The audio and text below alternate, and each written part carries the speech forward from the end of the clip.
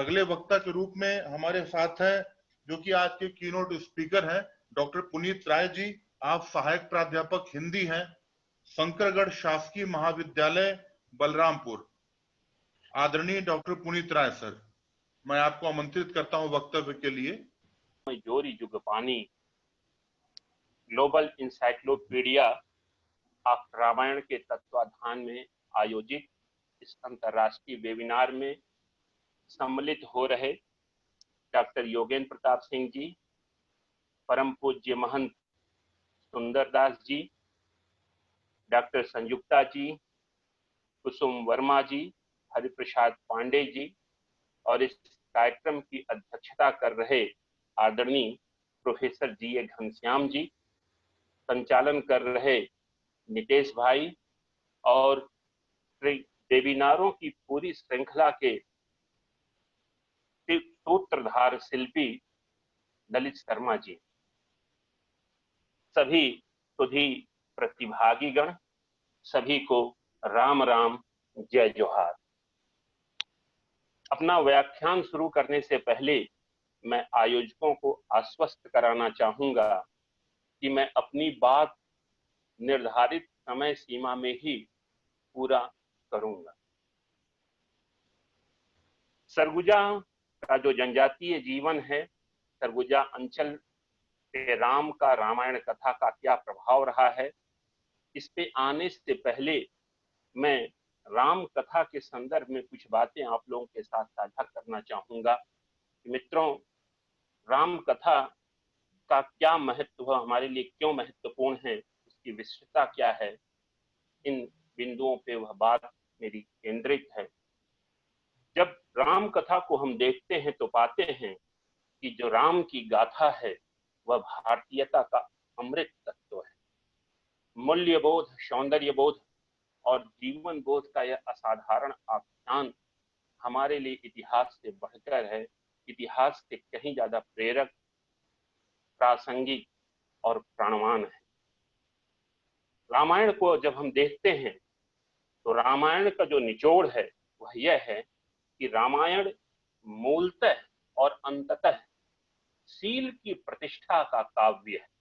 स्मरण कीजिए वाल्मीकि रामायण में कि कैसे एक दिन प्रातः काल नारद वाल्मीकि के आश्रम में जाते हैं और वाल्मीकि उनसे पूछते हैं कि इस दुनिया में ऐसा कौन वीर है जो ज्ञान में, शील में, मर्यादा में भी श्रेष्ठ हो, ऐसा कौन पुरुष श्रेष्ठ है। और तब नारद वाल्मीकि को बतलाते हैं अयोध्यापति श्री राम के बारे में, अयोध्या के राजकुमार श्री राम के बारे में। तो मित्रों, रामायण मूलतः शील की प्रतिष्ठा का काव्य है और जीवन के कठिनतम क्षणों में, संघर्षों में यह हमें सांत्वना और साहस प्रदान करता है। और इन्हीं के कारण जिस शील की प्रतिष्ठा रामायण करता है वह शील ही जीवन में, समाज में मंगल का विधान करता है।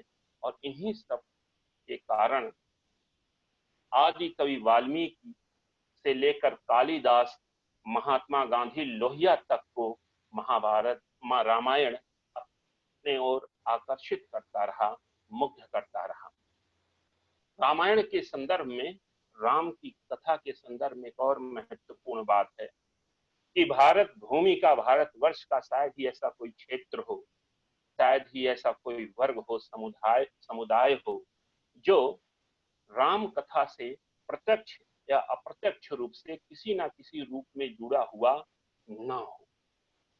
कहना ना होगा कि यह राम कथा ही वह रसायन है जो इस राष्ट्र की एक सूत्रता, इस राष्ट्र में एक सूत्रता का, समरसता का विधान करता है। जरा देखिए गौर से राम कथा को, राम कथा की जो लौक वाचिक परंपरा है उसको देखिए, राम कथा का जो विस्तार है उसको देखिए। चाहे बौद्ध हो, चाहे जैन हो, चाहे उत्तर हो, चाहे दक्षिण हो, चाहे आर्य हो, चाहे अनार्य हो, चाहे लोक हो, चाहे शास्त्र हो, कहां कहां नहीं मौजूदगी है राम।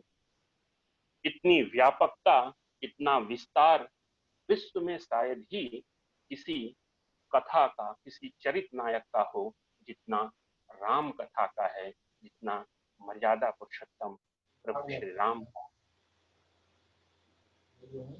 तो अब मैं आता हूं अपना जो मेरा मूल विषय है। बातें तो बहुत हैं, लेकिन ललित जी ने 30 मिनट की सीमा जो बांध दी है।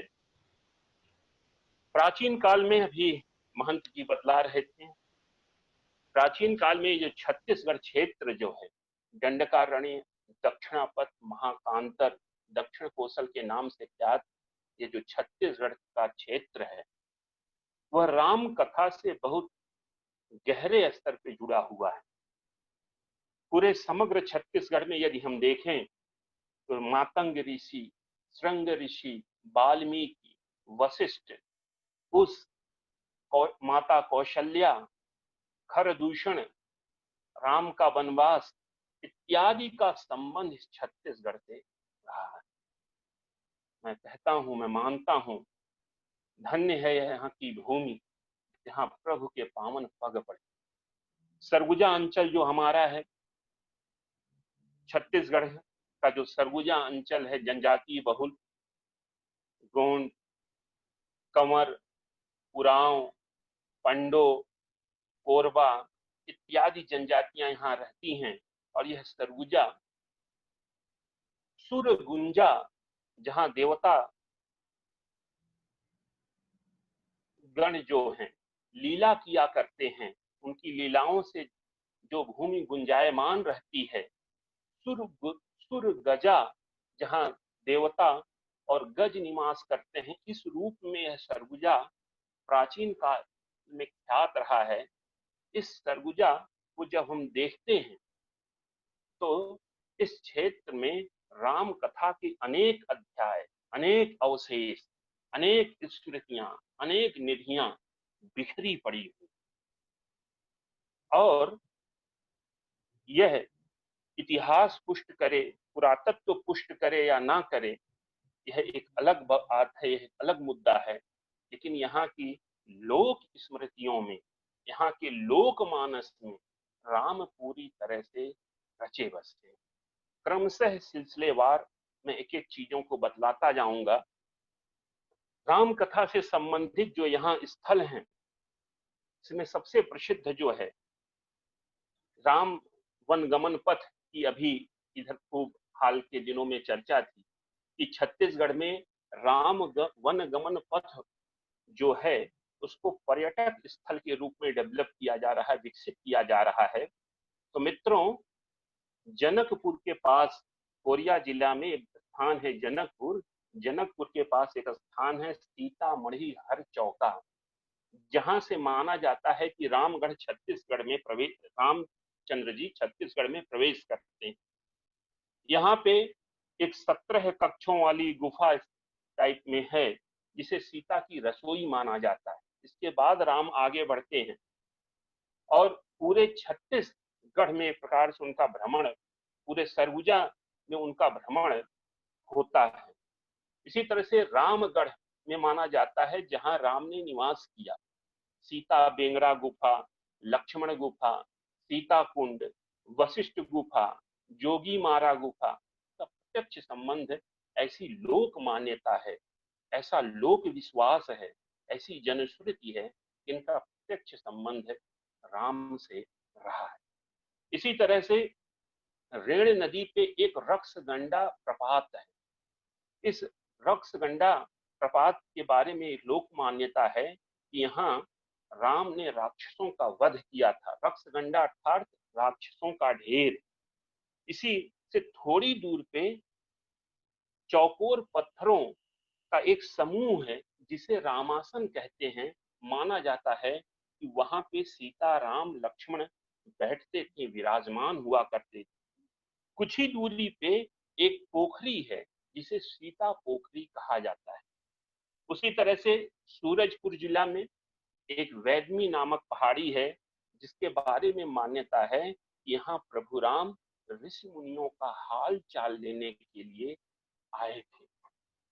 अंबिकापुर से सटा हुआ जो पिलखा पहाड़ है, इसके बारे में एक मान्यता है कि मारीच का वध यहीं हुआ था।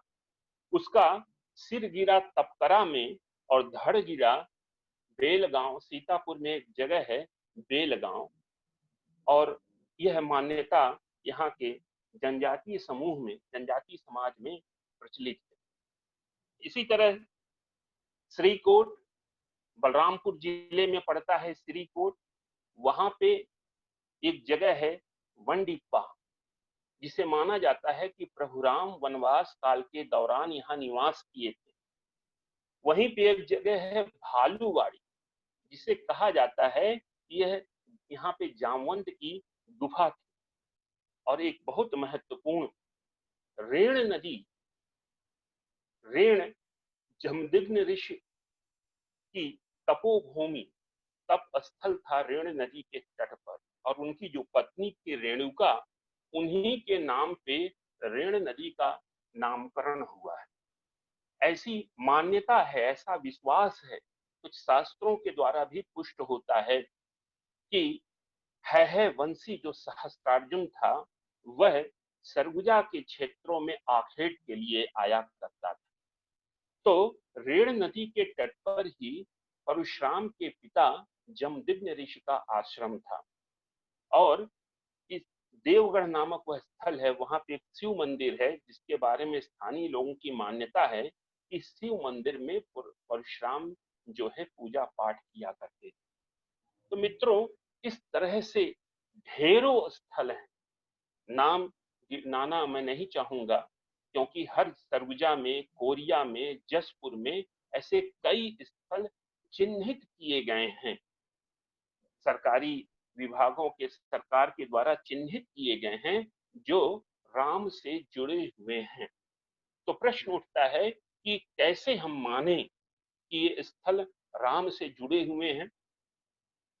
यह इतिहास और पुरातत्वविदों का काम है कि वो अब सिद्ध करें, लेकिन इतिहास से भी बड़ी एक चीज होती है लोक विश्वास, लोक मान्यता। तो ये स्थल जो राम से जुड़े हुए हैं, इसे कौन, इसके ऊपर मुहर कौन लगाता है? इसके ऊपर मुहर लगाती है लोक मान्यताएं, लोक विश्वास, जो सरगुजा अंचल में खूब प्रचलित।